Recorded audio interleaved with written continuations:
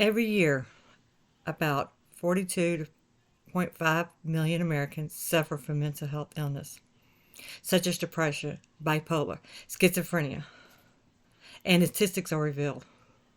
So I want to emphasize why we need to mandate mental health education in our schools.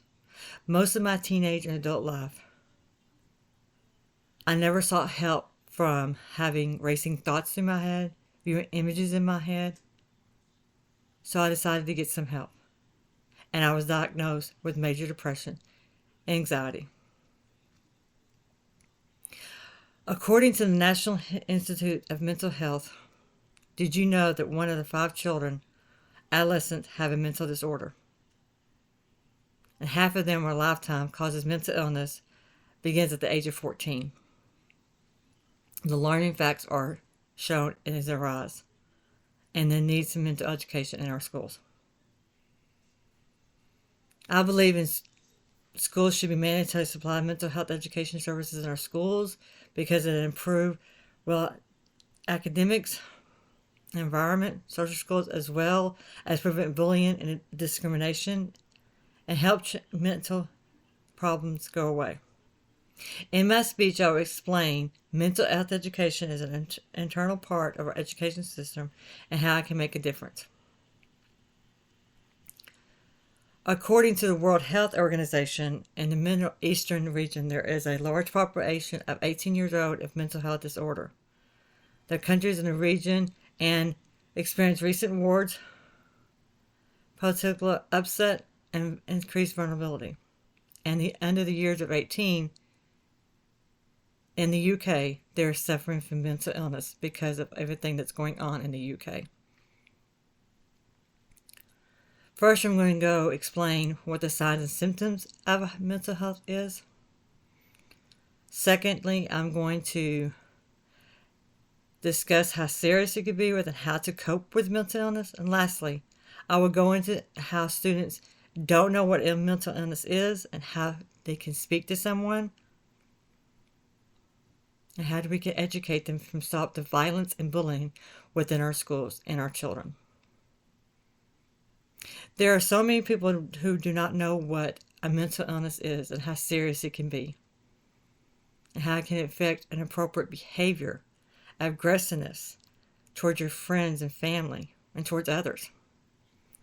It can make you feel alone. It can make you have racing thoughts through your head. It can make you want to harm yourself. There's genetic traits within a family that mental illness does not know, is aware of within their children. You could have extreme guiltiness, withdrawals from your friends and family. Those are signs and symptoms of a mental illness. Problems with drugs and alcohol, excessive anger, hostility.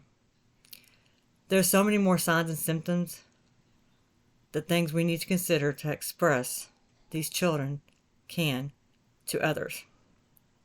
So reset some ground rules within the classrooms or who they could speak to within the system, to the nurses, the counselors, administration,